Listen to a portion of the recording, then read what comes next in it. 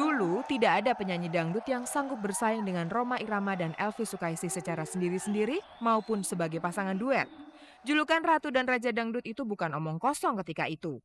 Namun pasangan ini kemudian pecah ketika Elvy tidak mau dikekang. Jadi kalau Oma tuh waktu itu kepengen saya untuk dia. Jadi maksudnya tidak boleh saya nyanyi di musik lain. Nggak boleh duet sama yang lain. Tapi kini atas inisiatif Fitria Putri Elvy Sukaesih, pasangan ini tampil bersama lagi.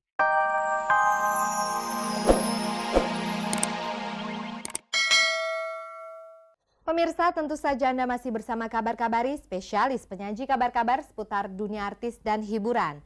Sekarang, simaklah yang ini.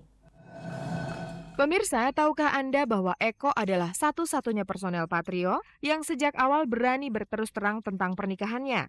Bahkan pesta perkawinannya dengan Fiona pada tanggal 12 Oktober 2001 dirayakan dengan sangat semarak dan diberitakan secara luas oleh media massa sehingga seolah seluruh Indonesia mengetahuinya. Tapi lain Eko, lain pula Parto dan Akri. Dua rekan Eko di grup lawak Patrio ini pada mulanya merahasiakan perkawinan mereka masing-masing.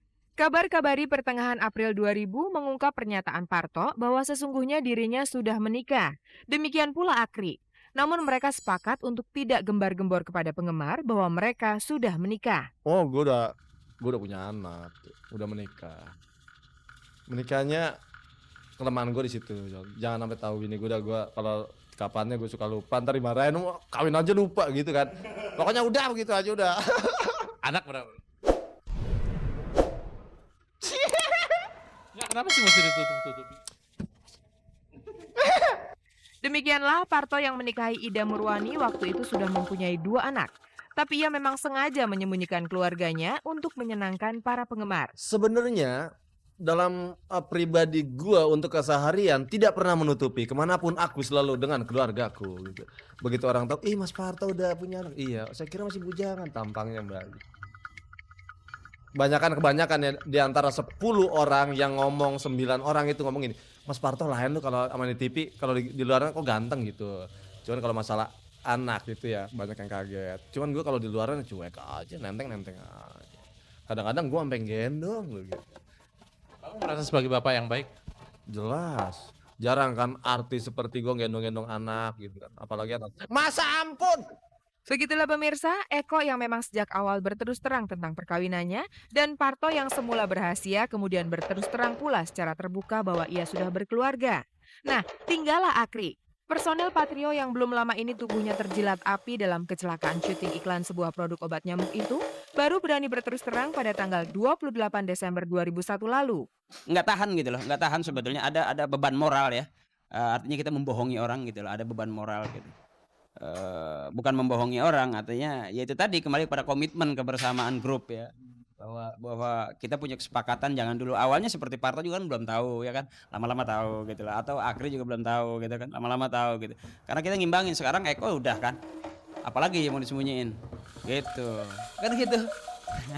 Bener loh, baru lu gua kasih tahu.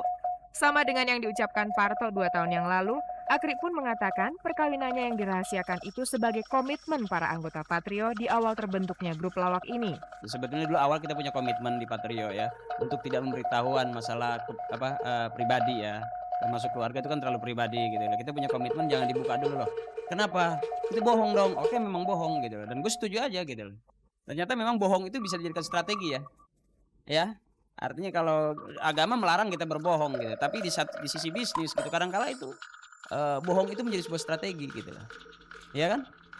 Gimana dalam rangka menyembunyikan identitas, karena apa, pasar kita lah segmennya remaja gitu kan, kita harus bergaya remaja ya kan gitu. Di kalangan artis, merahasiakan perkawinan itu sering dilakukan. Seolah-olah mereka cemas ditinggalkan penggemar karena statusnya bukan single. Akri pun demikian. Banyak kok bintang-bintang terkenal juga demikian gitu, pasang strategi. Kenapa mereka nggak mau jor-joran dan nggak mau belak-belakan? Karena strategi gitu. Tapi kini Akri mengakhiri kebohongan itu. Sore ini lewat Kabar Kabari, Akri tidak lagi bermain-main dengan kebohongan. Gue baru kali ini gue buka nih sama lo. Bener baru kali ini gue buka. Sebetulnya belum waktunya gitu. Gue pengen bermain-main dalam kepura-puraan, pengen bermain. Tapi ya gue merasa berdosa panjang-panjang. Udahlah, gue udah tua apalagi sih. Pemirsa, ketika kami ingin ikut Akri untuk melihat keluarganya yang tinggal di kawasan Lebak Bulus, Jakarta Selatan, ia keberatan. Ntar dulu, jangan sekarang lu desek lagi. Ya, gue udah pengen separuh-separuh lu desek. Tadi itu gue nggak mau ngomong sebetulnya ya. Ya. Lagi-lagi akhirnya berhasil untuk mengungkap keluarganya seutuhnya.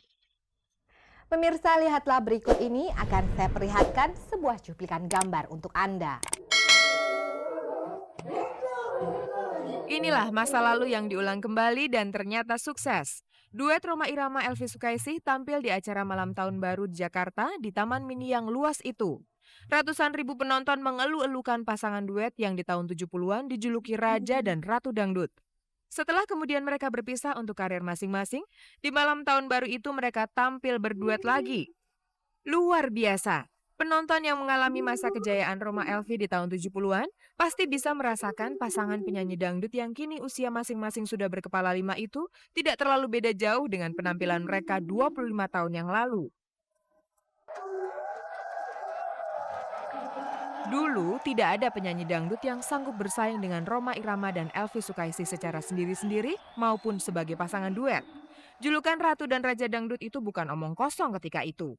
Namun pasangan ini kemudian pecah ketika Elvi tidak mau dikekang. Jadi kalau Oma tuh waktu itu kepengen saya untuk dia.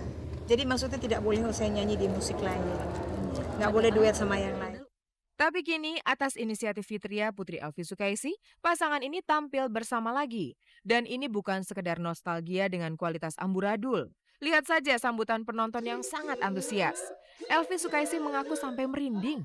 Padahal gaya penampilan kali ini sangat berbeda dengan puluhan tahun yang lalu. Rhoma dan Elvi tampak sangat santun bergandengan tangan di atas panggung. Ini tentulah karena usia mereka yang tidak muda lagi dan juga predikat haji dan hajah menyadarkan mereka untuk tidak bergoyang seronok. Sebenarnya memang awalnya sih malu-malu juga dikit.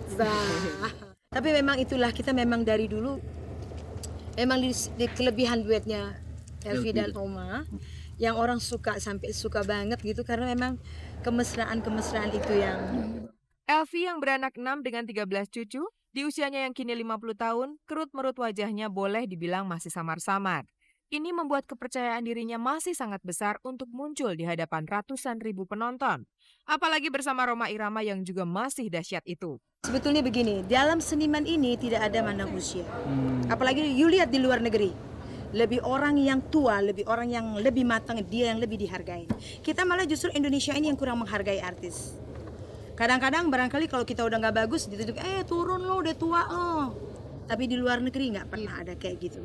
Saya show di Jepang, mereka tunggu saya dari jalan itu sampai hujan-hujanan, dia bawa souvenir. Saya sampai keluar air mata, saya bilang kenapa bangsa saya nggak kayak gini. Tapi lihatlah di malam tahun baru itu. Ratusan ribu penonton mengeluh-elukan Elvi Sukaesih dan Rhoma Irama. Ini yang membuatnya merinding. Elvi tiba-tiba ingin muda lagi. Kalau saya bisa, macam ular bisa tuker kulit lagi, saya kepengen lahir seorang Elvi Sukaesih lagi. Setelah kasus terakhir Wulan Guritno yang menuntut cerai suaminya, kini menyusul penyanyi rock Nicky Astria yang diadukan ke polisi atas tuduhan selingkuh.